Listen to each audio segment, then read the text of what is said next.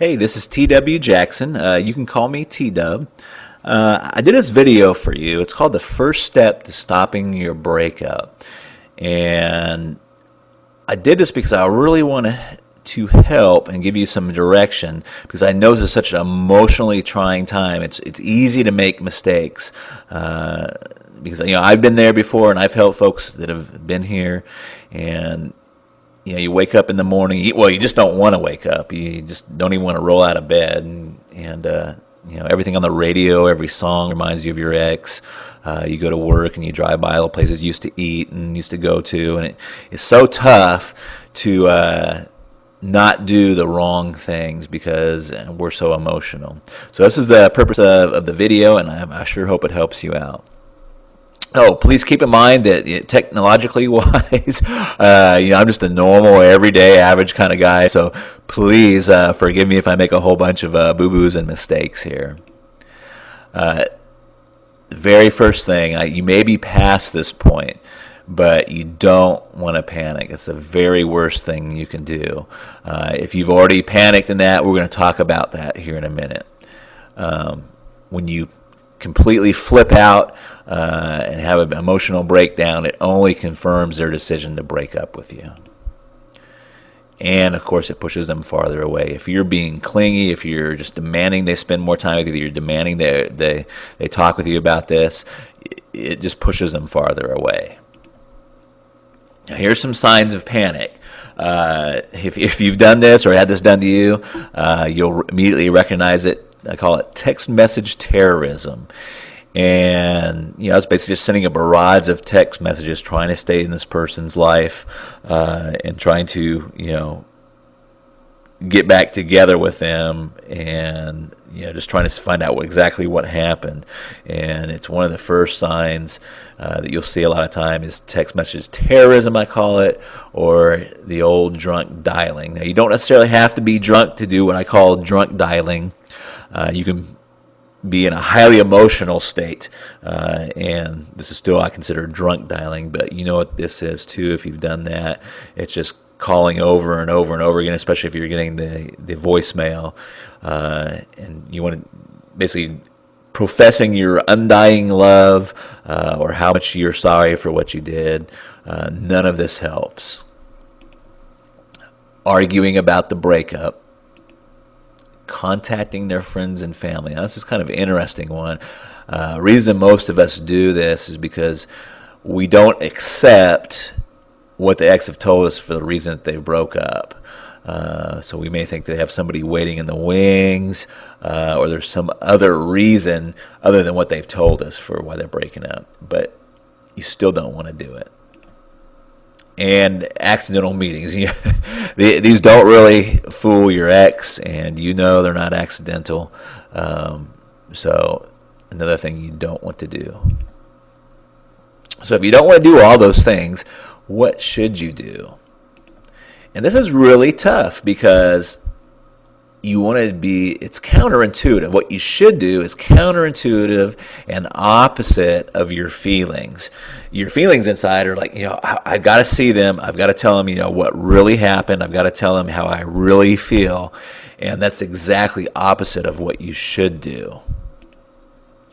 So here's the big secret. For right now, you want to agree with the breakup. That's right. You just calm, you're cool, and you agree with the breakup. Again, that's calm, and you're cool and okay with it. Now, you may already be past this point. Like I said, you might have already kind of freaked out a little bit. Don't feel bad. That happens. But if you run into them again or see their friends or family, you now want to be calm, cool, and okay with the breakup. And the big thing is you'll be way ahead of the game if you just don't do all that crazy stuff. We're talking about the text message terrorism, the drunk dialing, and trying to see all their family and friends in that. Now, why does this work? Well, it works for a lot of very powerful psychological reasons. I'm just going to talk about a couple. And I can't remember if it was my father or my grandfather that introduced me to this phrase, but it's so true through life. It's the hungry dog doesn't get fed. If you just imagine for a moment, you hear some scratching on your front door, and you open the door, and it's some mangy dog with his ribs sticking out, and he's you can tell he's starving to death. But your first instinct is to get him out, to get him away from your doorstep. Now, if you open that door and, it's a well-groomed dog, you tell he's fed, he's got a collar, he belongs to somebody, and you treat that dog a lot better than you treat the dog that's, kind of showed up on your doorstep hungry, if you will. Now, their main psychological reason, and please burn this into your head or memory, write it down, is people want what they can't have. This is so true. Whether it's jobs, when is it hardest to get a job? When you don't have a job. It's easy to get a job when you already have one. The same is true with money and credit. They loan money to people that don't need the money all the time. When you have no credit, it's almost impossible to get any credit. And the same things hold true with love and attention. So, if you've blown it, it's okay. Is there still a chance? You betcha. And here's what you want to do. You just want to write a short note and include these things. Don't add to it and don't take away from it. But you want to let them know you're okay with the breakup now. You tell him or her that you agree with the decision to break up. If you did something bad, like have an affair, just briefly apologize. If you didn't do anything bad, don't find something to apologize about. That will be worse.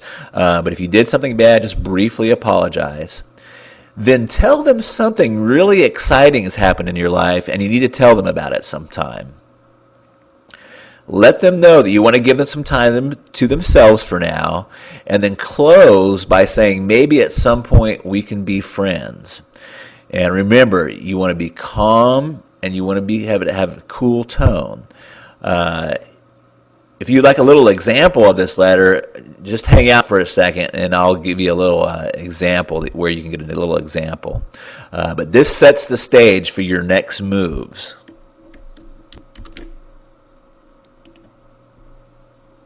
Now, if you'd like to learn more, I really debated over this because for a couple reasons. These are very controversial tactics, and some have called these mind control, and I've not very often because I'm usually helping people that want to get back with their exes, but it makes me very leery, and I thought for a long time before I actually release some of this information because I don't know who is exactly is going to be getting this.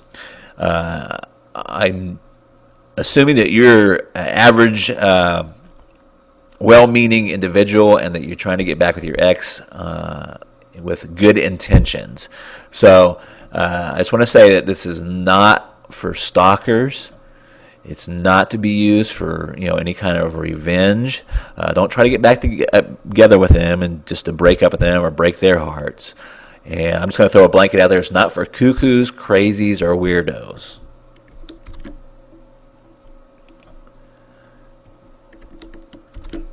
This is for just normal, loving people that have made some type of mistake in their relationships and want the best advantage of putting this back together and stopping their breakup and repairing their relationship.